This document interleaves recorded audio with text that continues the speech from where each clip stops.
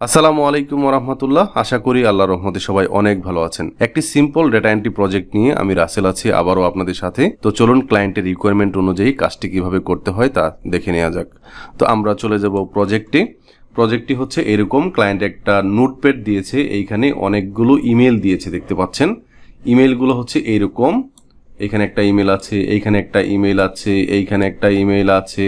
ইমেইলের ডান পাশে দেখেন অনেকগুলো এক্সট্রা লেখা আছে। ক্লায়েন্ট বলেছে যে এইখান থেকে ইমেইলগুলোকে এক্সট্রাক্ট করতে হবে, মানে হচ্ছে এই এক্সট্রা জিনিসগুলো বাদ দিয়ে শুধুমাত্র ইমেইলগুলো নিয়ে একটা ওয়ার্ড ফাইলে জমা দিতে হবে, ঠিক আছে। তো এখানে হাজার হাজার ইমেল থাকতে পারে।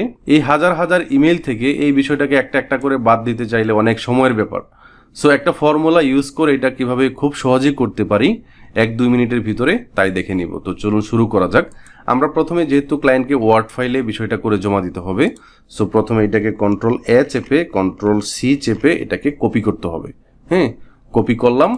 কপি করার পর আমরা একটা ওয়ার্ড ফাইলে যাব, ব্ল্যাঙ্ক ডকুমেন্ট। এখান থেকে একটা ডকুমেন্ট নিব এবং এইখানে এটাকে পেস্ট করে দিলাম, ঠিক আছে।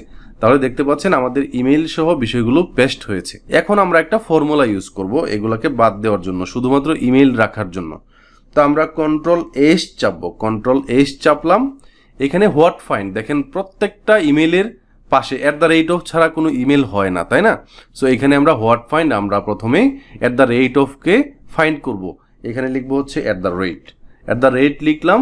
দেন হচ্ছে এইখান থেকে আমরা ফাইন্ড নামে যে অপশনটা আছে এইখান থেকে রিড হাইলাইট থেকে হাইলাইট অলে আমরা ক্লিক করব। তাহলে দেখেন প্রত্যেকটা @ এই ডকুমেন্ট থেকে হাইলাইট হয়েছে।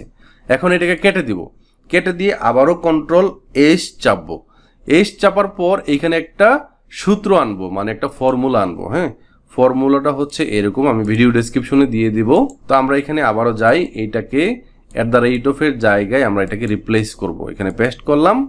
দেন হচ্ছে এখান থেকে ফাইন্ড নামে যে অপশনটা আছে এখানে যাব, মোর নামে যে অপশনটা আছে এখানে যাব।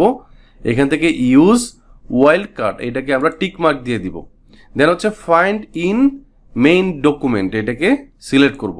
দেখেন মেইন ডকুমেন্ট থেকে সবগুলো ইমেইল আমাদের আলাদা কি হয়েছে, সিলেক্ট হয়েছে। এখন এটাকে কেটে দিব। এখান থেকে রাইট বাটনে ক্লিক করে এটাকে কপি করব। দেন একটা ব্ল্যাঙ্ক ডকুমেন্ট নিব। এখান থেকে ব্ল্যাঙ্ক ডকুমেন্ট আমরা এটাকে ক্রস চিহ্ন দিয়ে ক্লিক করে কেটে দিলাম। দেন হচ্ছে রাইট বাটন ক্লিক করে এখানে আমরা পেস্ট করে দিব। তো দেখুন খুব সহজেই আমাদের ইমেইলগুলো চলে আসলো, ঠিক আছে। এটাই ছিল একটা প্রজেক্ট। আশা করি আপনারা বুঝতে পেরেছেন এইরকম প্রজেক্ট কিভাবে করতে হবে। আজকের এই পর্বটি এ পর্যন্তই। সবাই ভালো থাকবেন, সুস্থ থাকবেন। আল্লাহ হাফেজ।